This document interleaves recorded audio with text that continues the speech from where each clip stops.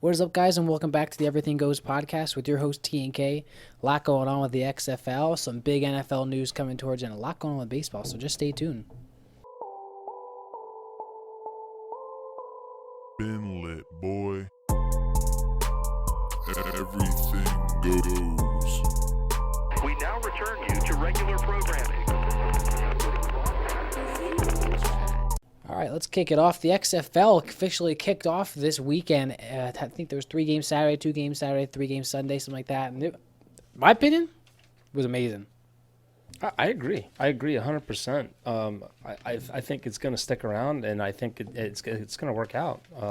You had a lot of NFL athletes and NFL analysts complimenting some of the rules that they were using that the NFL should really consider some of these rules that the XFL was using. I liked a whole bunch of stuff that we could talk about here. What was the first thing that was great? Vince McMahon stayed out of it this time. You wouldn't there even was know he's the no owner. big, this is the XFL, his whole speech in the middle.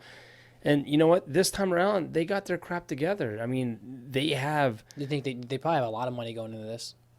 But the only person you really hear about is Oliver Luck. You don't hear about McMahon at all. No, and they have the networks behind them this time. They got CBS, they got Fox, they got ESPN. They have a better package than like the NBA as far as what's going on with who's covering it. You also had a lot of guys commentating it that were pretty big. You had Pat McAfee commentating the one game. You had Kurt Menefee commentating the one game.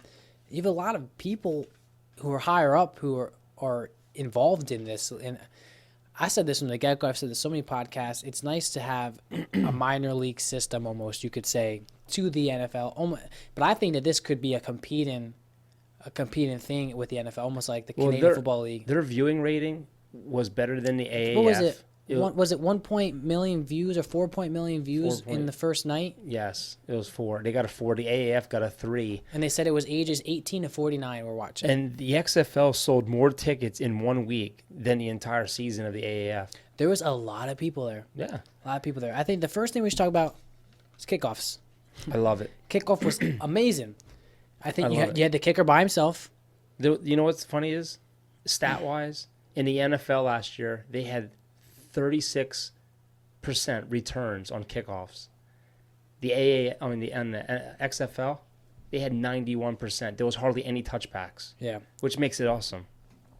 Well, typically your special team players, your return players, usually make the most, electric plays. They're fancy on their feet, they're quick, they're really, really fast.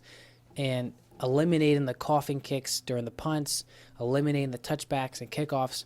What's very interesting is they actually posted a video on their Instagram. So if you want to see a video of the first kickoff of the year, it was in D.C., big crowd actually. They posted on their Instagram page. I think it was either Bleacher Report or the XFL. But the kicker is by himself, has the tee by himself, and then the kicking team lines up in a straight line facing the receiving team, almost like an offensive line, defensive line. They're all facing each other, like as far as me and you are apart. And the returner's by himself. The kicker kicks the ball. Nobody can move until the returner catches the ball. And I like that. Number one, Contact. eliminates injuries. Mm-hmm. You think about how many players knocked out, concussions, hurt arms, whatever it is, because of the full impact. I mean, some guys like that. And they're not running the full length of the field either. Yeah. And it also allows just more excitement to the game. Mm-hmm. Same thing with punts. Punts, it's not similar to kickoffs, but you can't move until the ball's kicked. So it gives the kicker more room to run. You can't kick it out of bounds. Another thing that's interesting, too, though, is for kickoffs, if you kick it out of bounds, the team starts at your 45. Well, the thing that I really liked is there wasn't a lot of penalties. Yep. And I love the fact that when the referees do make a call, you hear them talking and discussing what's going on. You hear them, even when they're in the huddle talking amongst themselves. You hear everything, which is going to get the fans more involved. The thing I don't really care for, though, is hearing the coaches the whole time. Yeah, I can. Because like in the NFL, I think they cut the mics off with like 15 seconds to go. They talk the whole time. Even during when they're running and stuff, and they're saying yelling, throw it away, throw it away. I mean, just that's gonna get old. And hearing the play calling is gonna get old. I mean, it was pretty cool the first time, but it's gonna get old hearing that over the commentators. I saw a lot of shows this morning talking about how, the NFL obviously should look at some of these rules. But a lot of people were saying, like, I don't know why the NFL hasn't already done the whole replay thing. Because if you guys didn't watch any XFL, the replay room is mic'd up. And every time, there's no challenges either. Another thing to talk about, this is how it should be in the NFL. Almost every play is reviewable. If the ref thinks that it should be, like almost every first down, if he doesn't think he got it right, or if the replay room doesn't think he got it right, they're constantly talking to each other. He can switch his mics so that he can talk to the replay room. It didn't take a lot of time. Like, I was watching the one game, it was a Saturday night game, and a guy went to catch a ball in the end zone. It was the Houston game, and Houston drilled this guy, and he dropped the ball. Like, drilled him. It was awesome. That's the other thing. Big hits. Love it. Love it. Yep. And the ref he changed his mic, went to the replay room, said, he didn't call a flag, so they wanted to review it. And, you can hear the replay room. They're watching it. They're discussing it with the ref. And at one point, you hear him say, he doesn't leave with his crown. The call stands on the field. And I like that because you see what goes into that process of them. Because you think about the past 3 years, not even because I'm a Saints fan, but all these pass interference calls, all these big calls against teams in the playoffs. When you can see the side of the refs and see the side of the reviews, it might change your perspective a little bit. You can see what they saw, see what they went through that process. I agree. I think that's good for the sport. And I think it's going to keep the fans intrigued and it's going to keep them into it. The thing I like, too, is there's no extra points. Yeah. You have an option of a 1-point, 2-point, or a 3-point option from the 10-yard line. Yeah, it gives you a lot of – I mean, the coaches weren't really aggressive week one. And it's crazy that they actually fired a defensive coordinator already. Really? Yeah. I mean, think Pepper about Johnson got fired for if you're down by 9, you have a chance still to win. Yeah. I mean, not win, but tie it. Yeah, and this is going to get a lot of people, messaging Roger Goodell saying, hey, this is a good thing. You should be looking into it. Yeah. And another thing, for all you gamblers, they have live odds. Yeah, it's awesome. They're in the game. You have all these different things you can bet, and it's live odds across the screen. I think what the major difference, too, between the AAF and the XFL is when you're watching the AAF, it kind of got boring. It's like, okay, whatever. Football season ended. Here's another football game going on. But with the XFL, like you said, there was a big crowd. Almost every game had a full house. And that might be the only downside to it. There's not a lot of big names, It's not. But there is a lot of names that you've seen in the NFL. Mm-hmm. A lot of these players are 3rd round, 4th round picks that just didn't make it in the NFL. Yeah. Like, what's his name? I don't want to start saying names because I don't want to get. I think it's J.P. Williams or something like that. For Houston, looked amazing at QB. And Jones, who was Phillip Rivers' backup his whole career. There was a guy from the Eagles who got cut and he was playing for them. But one thing is, when you're watching this XFL, it's so much more exciting. And I think that's what kept me watching it because I was like, I'm going to get bored of this. It's going to be like the AAF. I'm going to turn it off. But the hits you're seeing, the big plays you're seeing. And what's funny, too, is there's a funny side to it. After every big play, what do? They interview the players right on the spot. And I feel bad for the person that has to hit that dump button because that one lady was out there, Josina or something, whatever her name was. She was out there interviewing, and the guy dropped F-bomb after F-bomb after F-bomb. And the guy for the whatever station it was, you have to hit that dump button so they don't hear it. But they even show like in the locker rooms the prep work before the games and just the talks and stuff in there. They had those guys celebrating with beer, and it was just crazy. And I don't know if this will stand for how long this will stand, but I think what keeps these players hungry too is if you win. The active players on the team split $100,000. Mm-hmm. You think there's 45 players on an active roster, $100,000. Splitting that, it's pretty nice. You could treat yourself a little bit. Yeah, that keeps that player hungry because you want to win. You want that extra money. And my last point I'll make here is what I like is the 2-minute warning drill, because you see so many times in the NFL 2-minute warning, a guy will tackle somebody and he'll sit on him. Or you don't get to the line quick enough. You're wasting 15 to 20 seconds. 2-minute drill in the XFL. Say you get a first down or you don't get a first down, the clock always stops. Always stops. They have a designated ball referee who can't even throw flags. His only goal is to place that ball down in the exact spot the ref has it. All right. So the clock stops. You guys go to the line, you get ready. When the refs are ready, there's a nice little 5-second runoff, which is nice because you think about it, you run that line, typically it's at least 10 seconds. They need to bring that. They need to bring that Yeah. Just keep checking the Sixers No, score. you're fine.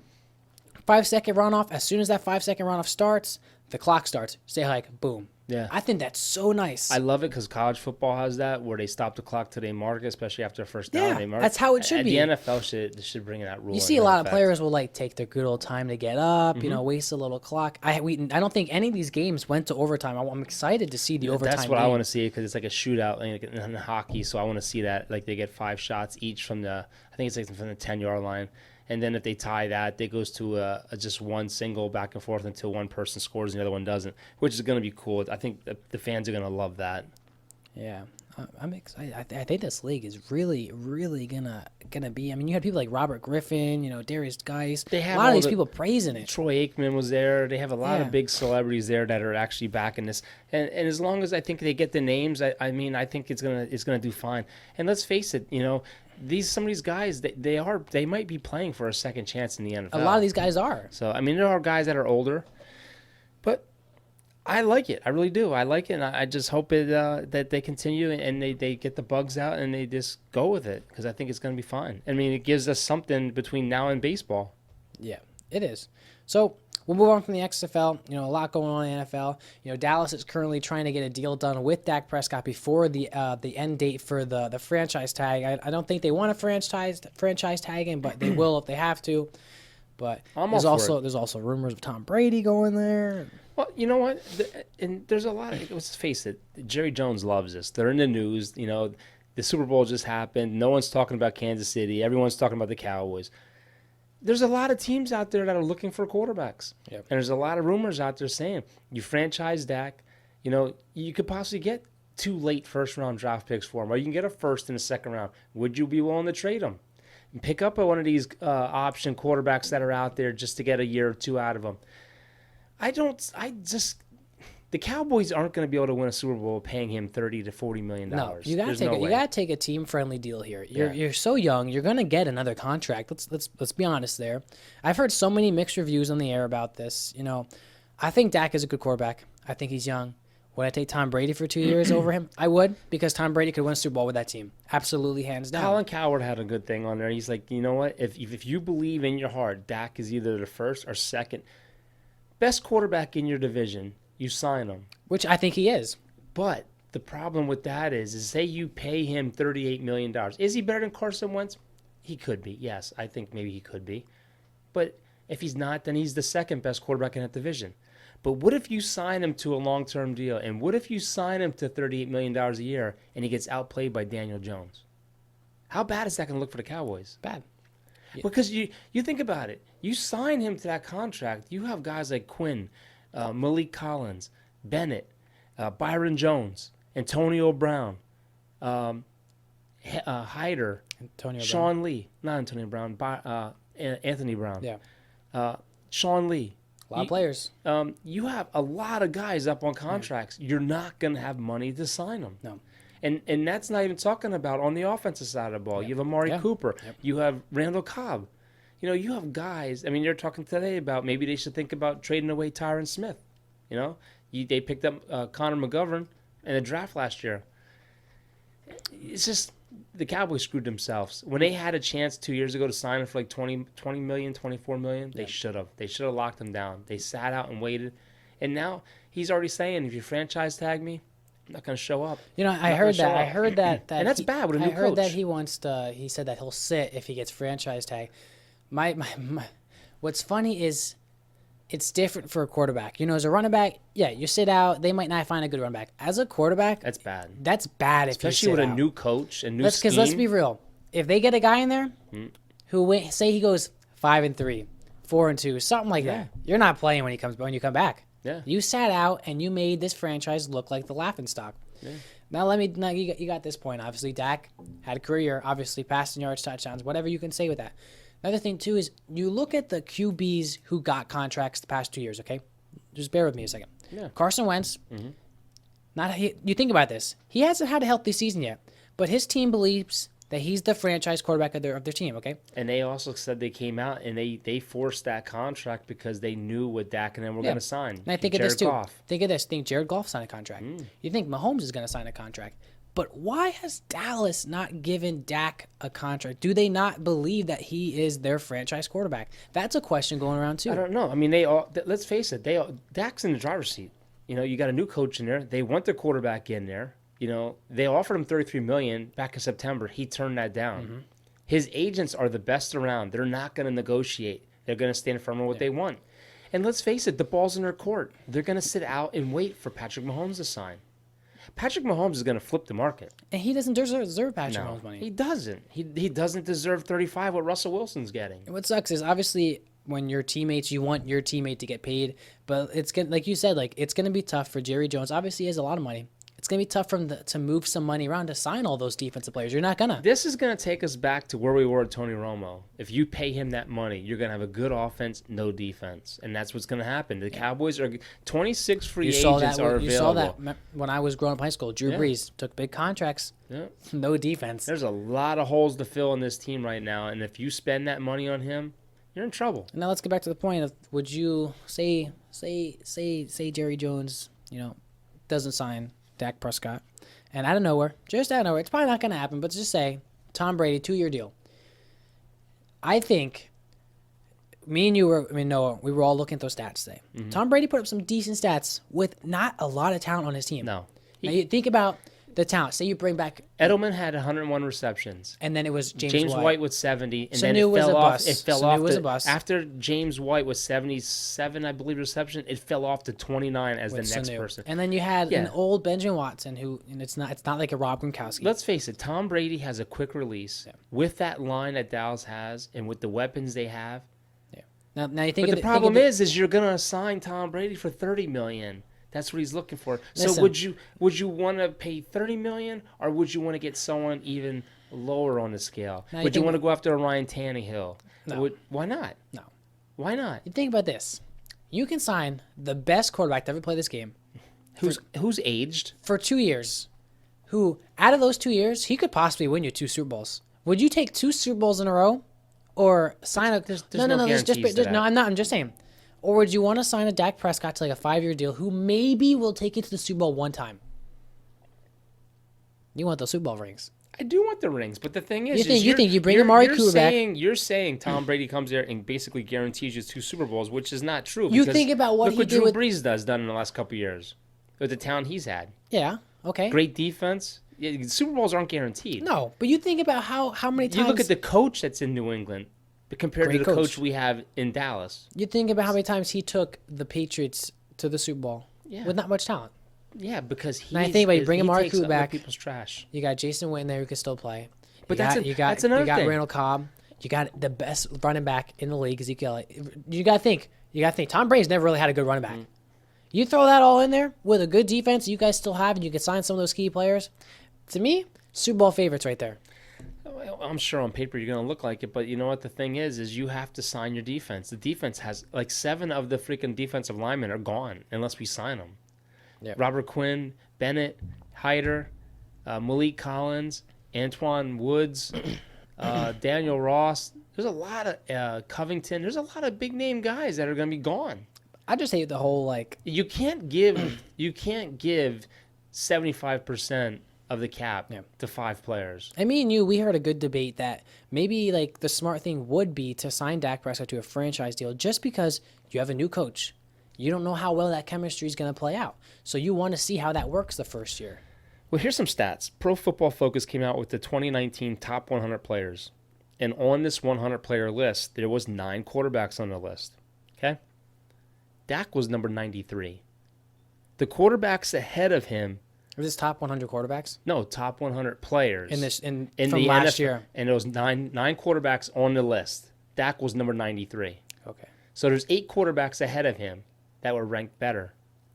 Russell Wilson was number 3 on the list. Yeah. Patrick Mahomes was number 4. Ryan Tannehill was number 61. Kirk Cousins was number 74. Now those guys are ahead of Dak. Yeah. Rodgers was number 83. Drew Brees was number 62. Lamar Jackson was number 7. And Deshaun Watson was number 75. So all those quarterbacks they had ahead of Dak Prescott. Now, why is he asking for Russell Wilson, who's number Exactly. 3, when you're not even close to And that? don't get me wrong, Dak is a proven winner. He's win games. He has 96 touchdowns to like 30-some interceptions. But my thing is he the quarterback that's going to take you to the Super Bowl? Yeah. And I just have trouble with that. And if I was Dak, like we said, I think Dak's a good quarterback. I think he's played great game. Yeah. My biggest thing here is this is your first contract. And Dak's still in his 20s, early 20s. But he's making a lot of money off endorsements Yeah, already. and I understand, he's on a rookie contract that obviously isn't a lot because he was drafted in the later rounds. But again, my biggest thing is I wouldn't want a big contract right now. Obviously, you want as much money as you can get, but at the same time, you're going to get another contract after this. Take a friendly contract, earn your other money, allow your teammates to get paid with you, take this team to the Super Bowl. That's how it should be, right there. My thing is too is if your franchise tag, everyone looks at the franchise tag as a bad thing. If they franchise tag him on the higher franchise tag, where if someone tries to steal him away, they would have to give up 2 first-round draft picks. He's going to get guaranteed $30 million. Yeah. Kirk Cousins lived off the franchise tag. He was okay with it. And he made almost $70 million in 2 years off the franchise tag and then got $90-some million guaranteed with Minnesota. He made a killing. Yeah. But these players today, they look at it as a bad thing. How is it bad? It's guaranteed $30 million for one season. Take that money, prove it, come back and do it again. Yeah. And then you get that $30 million and say Patrick Mahomes signs for $39. Now you have something to negotiate with, especially if you come back and you take the Cowboys to the playoffs. But my thing is Dak that quarterback? I just don't see it. I like Dak. He's a good quarterback. I don't think he's worth the money that's going to ruin the team. There's a lot of quarterbacks out there that throw a nicer ball than him. Yeah. He has trouble with the deep ball. Alex Smith is coming back and get Alex Smith. He's working hard to come back. Yeah. I don't know where he'll end up. Ron Rivera said he'll allow him to battle Haskins, but I think he can start somewhere. Well, there's going to be a lot of quarterbacks on the move. Dude, Taysom Hill he went on social media today and said, "Look, if they don't want me as a starter, I'll take my talent somewhere else." And then Sean Payton came out and said, "I'm looking forward to him being a starter." Yeah.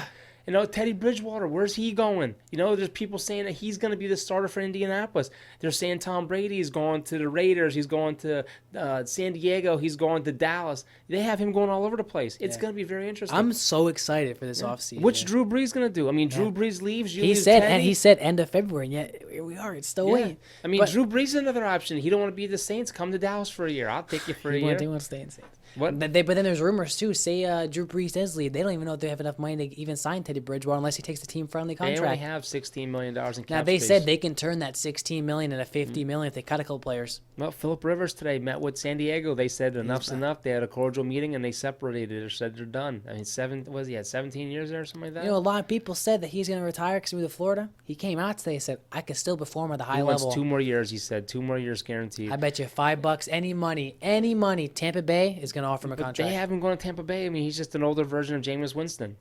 Yeah, but Phillip Rivers can play. So can Jameis Winston. Yeah, but Phillip Rivers can throw 30 interceptions. They have Cam Newton going to Chicago. This offseason is going to be absolutely crazy. I actually just saw the GM for the Carolina Panthers. They were asking him questions about Cam, and he said, just as far as I know, Cam's rehabbing. And then they basically, every time they asked him about who's the quarterback, they kind of just stepped away from that. They didn't answer it. I wouldn't even know who his quarterback would be right now. Yeah. They actually said that, I saw an article that the Chicago Bears, they might want to bring someone to play behind Trubisky because, they have, what's his face? Chase Daniel. He's okay. He's not going to win them games. But they talked about, Marcus Mariota is a free agent this year. That Chicago has rumors that they might go after Marcus Mariota. And say Trubisky struggles this year, Marcus Mariota could potentially do what Tannehill did this year and re-establish himself as a starting quarterback. And I thought that's actually pretty good. I think what Dallas, which they should really do, is they should get a deal done with Dak.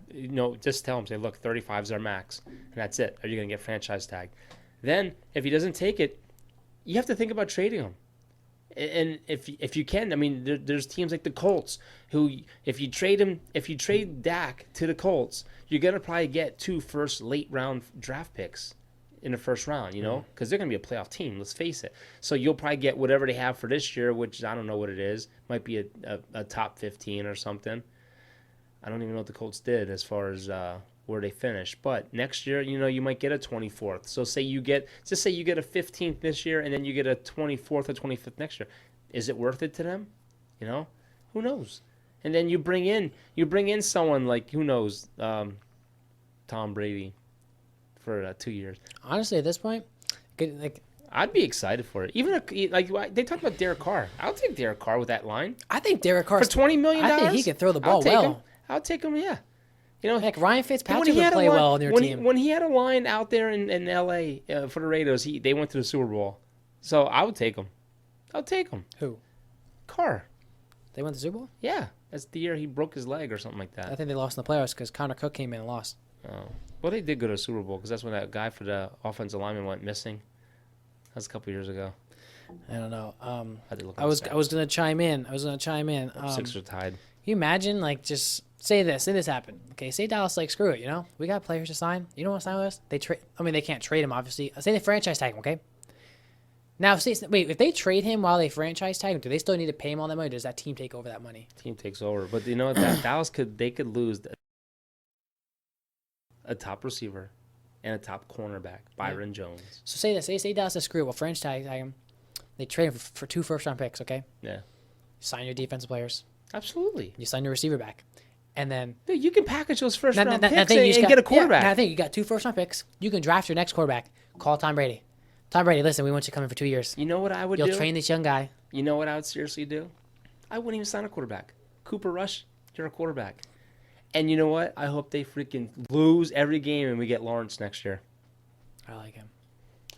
I don't know. Speaking of quarterbacks, there's a rumor. There's another Manning that's coming up through the ranks. The kid is only 15 years old. He's in high school, I think. He's on the varsity team. He stands 6'1", 270 pounds. It's one of their nephews. He threw 30 touchdowns in his first season as a freshman on the varsity team. I tried messaging him on Instagram to get on the podcast. Yeah, you'll never get him. So imagine that. The third generation of Mannings. It's going to happen. He's going to come to the NFL. It's going to happen. Whatchamacallit, Jeff Gavanaugh said he'll be 7 foot tall by the time he gets to the NFL. He won't be able to play. So it said that the Patriots actually are willing to give Tom Brady $30 million. But, you know, Belichick came out and said if he's going to come back, he has to come back at their price. Whatchamacallit came out today. Robert Kraft came out and said he actually wants Tom Brady to go out and check out the free agent market. It's fine. I agree with Pat McAfee, as he said, at this point we think Tom Brady is going to sign with the Patriots. But as a fan's point of view, we want him to go somewhere else. Yeah. First of all, you think about to see if he can do it without Belichick. You think about the Boston fans. They will roast Tom Brady if he leaves. Yeah.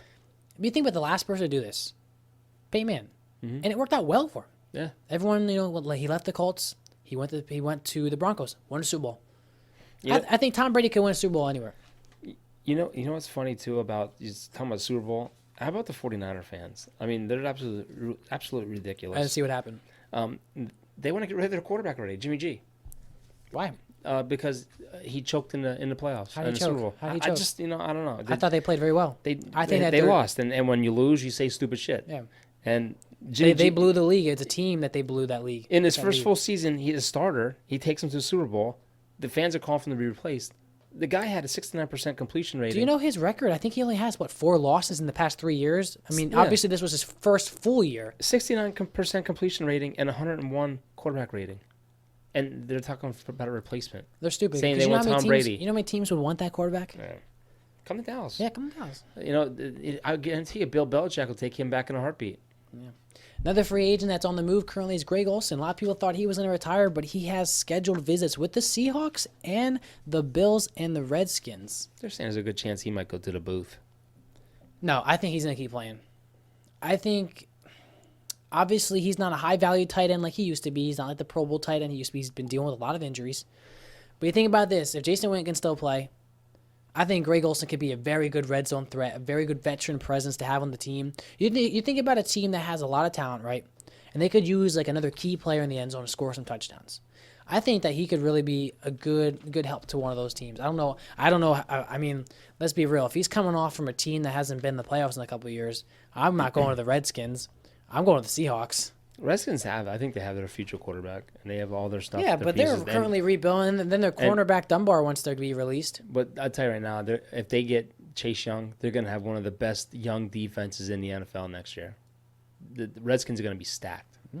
That's good. The NFC East is going to be a good division again. It is. And You give it 2 don't years. sleep on the Giants. Don't sleep No. on the Giants. You get a healthy Saquon in there, and they feed him and feed him. You got Daniel Jones, who looked really good last year. You mark my words. I'm saying this now. In 2 years, the Redskins and the Giants will be in the top of that division. Dallas and the Eagles were going to find themselves in financial hell, and they're going to be in the bottom of the division. I can see it. Yep. I can see it. But around the NFL, Antonio Brown is on his apology tour. Yeah, he's also getting ready to fight Logan Paul.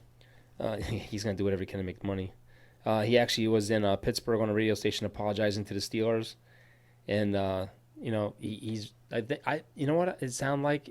It sounded like a new Antonio Brown. It almost sounded like he's medicated. Good for him. And maybe after everything that happened, he's learned that he needs to chill. And they were talking about him on 105.3 The Fan like earlier in the week, and I messaged them on Twitter, and I said, every time a player dies, they donate their brain to science so they can check it for CTE and see how bad it was. I mean, what's his name? Hernandez, whatever. Yeah, we talked about Hernandez. him. He was the youngest player to have that CAT scan was absolutely crazy what it looked like. But I wonder if there's a way they can do a test on a living person where they can actually see what his brain scan looks like. I don't know anything as far as how the brain taking a works. lot of big I don't know if hits. they got to cut it open and look at it, dissect it. But I would wonder because he's just not right. And the guy has so much talent. He's got a God-given gift. So much talent. And his mouth is killing him. But he's on this apology tour, and it almost seems like they medicated him now, you know? And it would just be interesting to see what his brain looks like.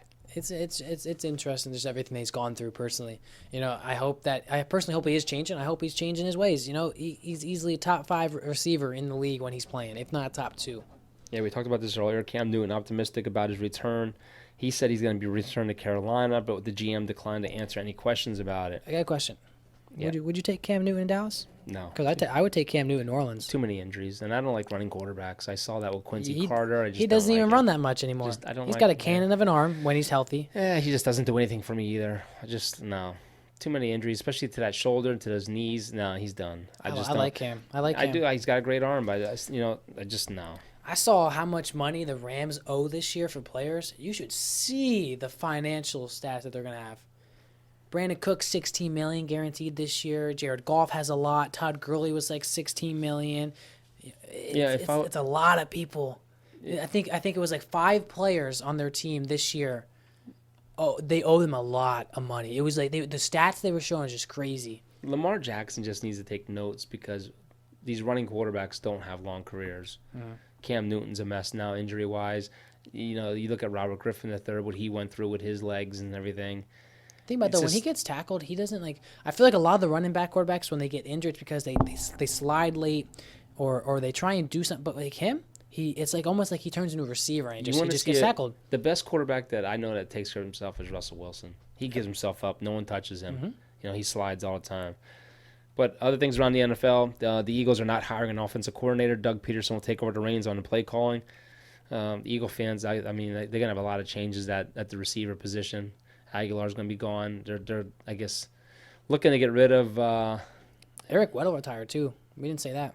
I didn't get there yet. Oh, okay, But sorry. that's fine. The NFL Players Association and the NFL owners are meeting to discuss plans for the new CBA. Owners, they definitely want this 17-game season. It's just stupid. They're looking. For them, it's an extra $1 billion. They're looking to shorten the preseason to 2 games. Stupid. A lockout could be looming if they don't get this deal done. So they said for that everything that they have planned, that could seriously take 2 years of a holdout. Yeah. But it won't happen, obviously. But Pat McAfee was talking about that. He was saying that what they're saying, they predict it to be a 2-year holdout.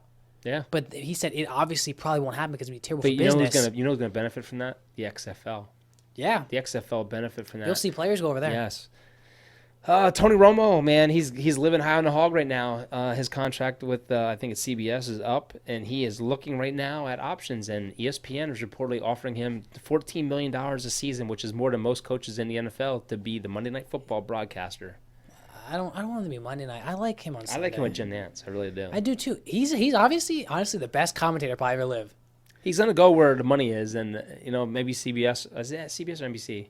He's with CBS right now. They'll come back and maybe they'll offer him a bigger deal. But Jay Cutler is another one that's been interviewed, and they're looking at, in case Tony does split, Jay Cutler could be his new fill-in. I love him. I love him, that commentator. $14 million, man. Just to sit there and talk sports, man. Yeah.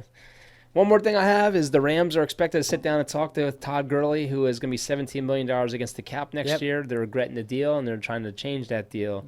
I was going to say that too. I was going to say that's a contract that either they need to ask him to take a cut or I would trade him. And this is going to be the problem. Yeah, this is going to be the problem right here. This is going to be what Dallas is going to be talking about next year when they have to sit down and talk to all these players and say, hey, we can't sign you because we gave it way too much money to 3 players, DeMarcus Lawrence, Zeke, and Dak. Yeah, it's a lot, man. It's crazy. Well, I guess we can move on to some MLB talk now and get over this NFL hump. MLB, some pitchers and catchers did report today. I think the Mets reported today. Yeah, well, some of the Yankees reported too. A lot of the infielders and stuff have gotten to camp early, and it's a good sign when your team comes before they're supposed to. I would. There's excitement in the air. You know what I mean? Everyone's excited to get started. Andujar's been there for a while working on his new position. He needs to work on some new first positions. base. Listen, I'm going to a spring training game in March, the Yankees versus Nationals, so maybe I can get down their sidelines, see if I can get an interview with Aaron Judge or somebody. It's going to be interesting. And then you have players that are coming out, and they're talking a lot of smack about what the Astros did. And I'm telling you, Someone's getting hit. Someone is getting drilled. Tanaka came out today and says he feels like he's been cheated. You know, think about time. How about the other day? Me and you were watching. It was like best home runs, and Carlos Correa had that home run. I can't stand it now. Can't stand it. Yeah, go ahead, and a lot of the players are coming out that were actually involved with the cheating, and they're actually coming out and apologizing, and they regret it. And you have notes on AJ Hitch.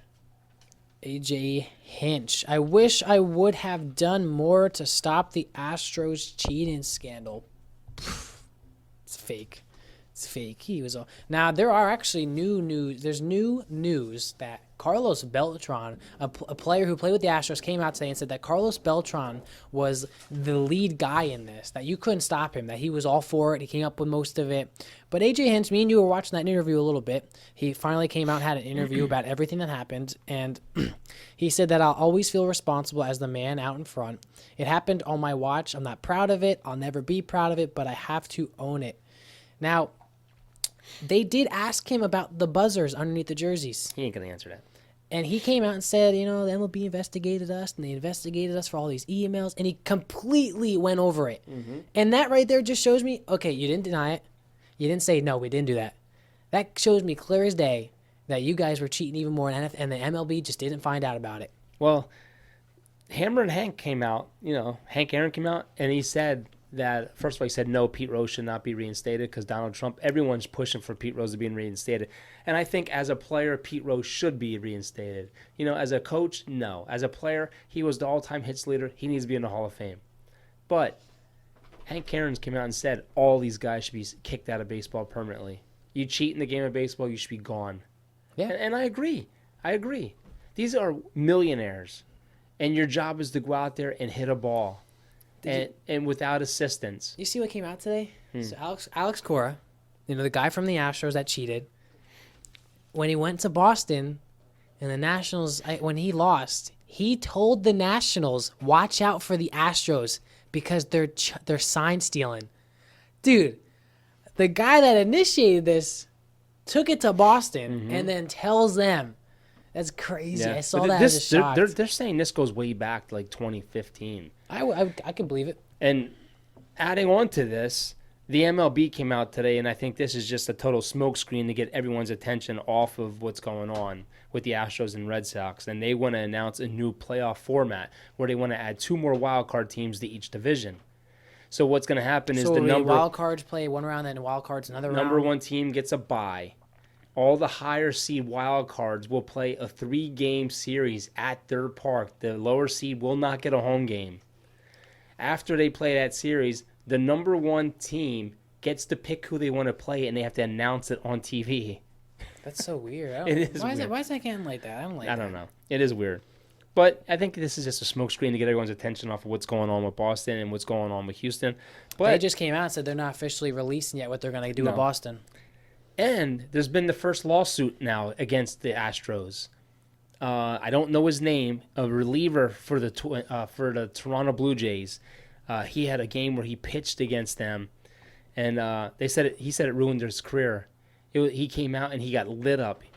He gave up, I think, 7 runs in 1 inning. It was in Toronto's relief game. This was the biggest bang event ever for the Astros. There's recorded 58 garbage can audible sounds coming from the background during this game. I'd assume too. They won 16-7. This pitcher, he threw 29 pitches. 13 of his pitches there was banging. So you think every time they banged, it was for off-speed pitches. So when they didn't bang, you knew a fastball was coming. Mm-hmm. Immediately after that game, he got sent to the minors, and then he got sent down to low minors. Now he was playing in Japan, and now he's out of baseball. He is suing them for $30 million. But he doesn't want the money. He wants the money donated to charities in L.A. It's crazy. Yeah. Yeah, I'd assume too. Screw him. But 58 audible trash can bangs during that game. That makes me so mad because you think about how many games they played against the Yankees and they beat the Yankees. Yeah. I'm telling you, it's gonna be ugly, and I would not. They're gonna be drawing straws to who leads off that first game. I wouldn't want to lead off. I'm telling you, especially you play the Dodgers. You put some. You think about how many times they beat especially the World Series. You put some Vegas odds on that. Something bad's gonna happen. As good of a man as Kershaw is, I can see Kershaw hitting somebody. Yeah. It's going to be awesome to watch. Just some news around the league. Number 1, Mookie Betts is finally traded. It took a while. Because the guy that the Twins were going to give he didn't pass his physical. And Boston didn't think he was going to be a good future, so Boston was thinking about getting a different prospect, and then the Twins were talking about coming out of the trade. And while all this is happening, Jock Peterson gets traded to the to the Angels. Mm-hmm. And now his trade holds up. Because all of this stuff, and now eventually, a week later, they settled it down. Mookie Betts is going to the Dodgers. Peterson's staying. Yeah, his trade didn't go through. But I tell you what, that helps the Dodgers. That's a good team. Now, if you're Peterson, obviously I don't want to get traded, but at the same time, it's man, they were going to trade me. Do they even want me? How bad would that have been if Betts would have had to go back to Boston after demanding 12 years, $400 million from them? I think it was Boston offered I think it was $10,250 or something like that. Yeah, but he wanted $12,400. And he went $12,400. Yeah.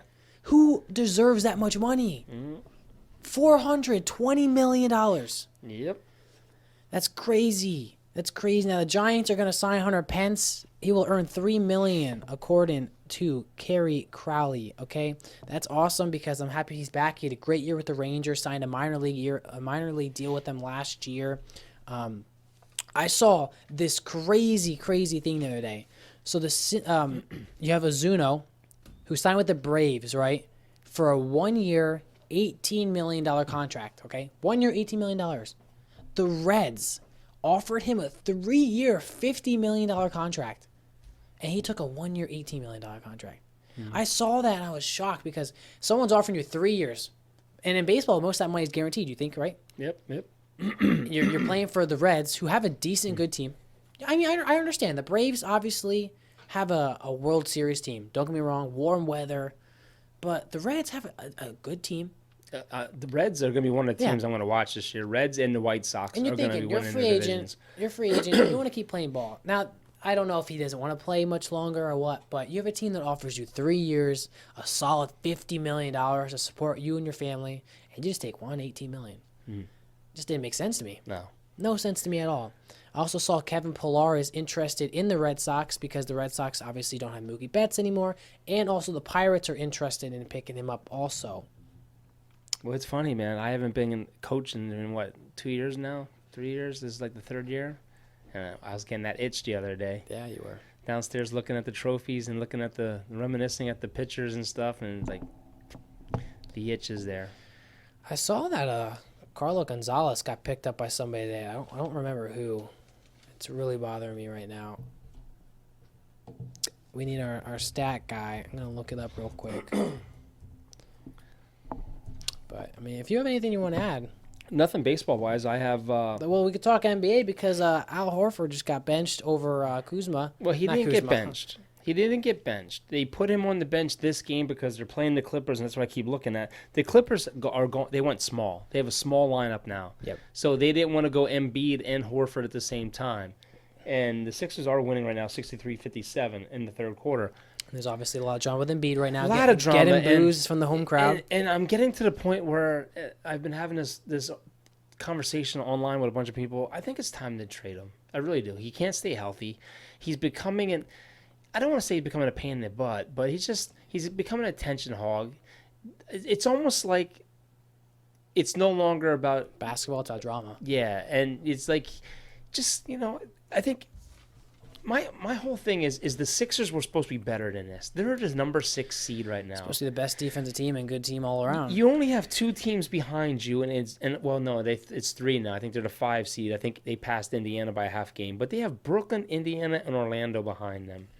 They were supposed to be better than Toronto. They were supposed to be better than Toronto. Boston. Somehow, Toronto's amazing. Has done so many injuries. Van Vliet's been injured. Everyone has been injured on that team, but yet they're still winning. See, without, I think Simmons is a better player without Embiid. I really do. He doesn't have to worry about getting him the ball. He could easily give you anywhere from 22 to 29 points, 9 rebounds, 9 assists a night. Yep. And we've proven we can win without Embiid. We beat the Lakers without Embiid. Yeah, I was going to say that. Now, And we're playing. Yeah. It just seems like this team is a mess. And if you can trade Embiid, that frees up almost $30 million in cap space a year. I mean, you can get a couple first-round picks. You can get some better players in there. Now, do I definitely want Embiid on our team and on no one else's team? Absolutely. I do. But when you watch Embiid play, sloppy with the ball, never goes under the rim. He always wants to shoot the 3. Is he injured almost every year? Almost every year he's been a Sixer. Ben Simmons, I think I've seen Ben Simmons injured one time. Yeah. When he dealt with I think it was that foot thing. Yeah. Ben Simmons, 10 times better athlete than Embiid. And again, I'm not trying to shoot Embiid down. I'm trying to be real here. 10 times better of an athlete. He doesn't shoot, obviously, but he's better with the ball. He's a better leader. If I had to trade one of these guys away, I'm trading Embiid.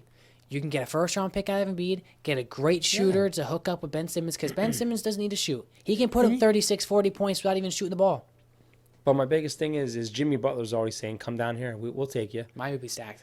Mine would be stacked. Do you want to send him to the East? If I was anything, I'd send him to the West. No, I'm not sending him to the East. I'm sending him somewhere where he's not going to be well. Yeah. But that's all I got today. It's just they got to think about what they're doing here, because it's a mess. It's a crap show there. You have Harris, who's playing well. You have some. Forkmans is playing a lot better. He can really shoot the 3. They still, as a team, are shooting crappy from 3-point range. They got to clean that up. They do. They got to get better there. They do. I think you need to make some changes here. I think the trade deadline's obviously over now, so you can't trade Embiid right now. I just have one hockey note. The Flyers. quick hockey minute. The Flyers are losing 3-2 right now. The Flyers have been hot as of late. Mom and I are going to our first hockey game on Friday night. Can't wait.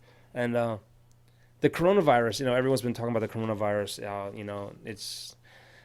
It's gonna kill a lot of people. Let's just face it. I think they said 800 are dead now. I think there's no, it's over 36,000. 36,000 are infected. Well over that. It's at over 40,000 the last I heard, and almost 1,000 people dead now. It's a good ratio, though. And like Mom says, more people have died of the flu, which is true. But the coronavirus is starting to affect the sports thing now, because the Olympics are coming up, and the Olympic qualifying events, a lot of them have been relocated or canceled. The Chinese soccer team is being quarantined as of right now. They were on their qualifying location for wherever the event was, and they have them on lockdown for the next, I guess, couple days, so they make sure they're all clear. Japan, I think that's where the Olympics are this year, the Summer Olympics. They now have 45 confirmed cases of the coronavirus, and that's you're gonna have people coming there soon, for the Olympics. All these qualifying events for soccer and for everything else they don't know what to do. Wuhan was supposed to have the basketball there, and that's the epicenter of all this. That's where this all broke out. Hockey, they get 70% of their sticks. They're made from China, and equipment managers are coming out saying that there's a shortage of sticks. Bauer, one of the manufacturers, said they have enough sticks to get through the season, but they're no longer taking special sticks for special orders. Yeah. So if you have these guys like Ovechkin who use Bauer or whatever, and they order special sticks, I don't know how they're going to feel about going to a different stick. But this is affecting everything worldwide now, and it's going to get worse. Surprised they haven't found a cure yet. They had a video on today where they're going around with these big machines and just spraying the crap out of everything. It just looks like giant fog machines. And it's scary, man. Scary things, man. It is. I mean, it's like it's a good ratio, like 40,000 people, 1,000 people dead. But obviously, it's still 1,000 people dead. Yeah. But I mean, it's a good ratio. I mean, you think about it. I think Mom told me like since last October, 180,000 people, I think, have died of the flu or got the flu. I also heard too, people like with the coronavirus, like if you act right away, it's a little better. But like some people like obviously think, oh, I'm fine, I just got a cold, and then it's like that respiratory thing, and then it just. I saw a video yesterday on the news where people are going shopping in Wuhan, and they're wearing like gas masks from like World War II, and you see them. They're all. It almost looks like that video. Is it in the United States yet? Yeah, the United States has 11 cases. I'm going to Florida soon. The first, no, you're fine down there. The first American actually died over in Wuhan. But is that Japan? That's over in China. Okay. But it's like watching The Walking Dead. I mean, it's scary, you know. And the guy that projected this was going to happen, that doctor, he was like 33 years old. He got it and died. Dang. He got it in his eyes. So Dang. you can get it from people coughing. You can get it through your eyes. So you might as well walk around with a helmet on. But, you know, it's scary crap. And it's all started. So they said it started from a bat biting a pig, and people ate the pig, and that's how it started. I heard people like are eating bats and stuff. Like, but the last report I heard, it was some kind of armadillo-looking lizard thing that spread it. So I don't know, man. I don't know. It just, you know, it's going to become a pandemic, and it's crazy stuff, man. Crazy stuff in this world.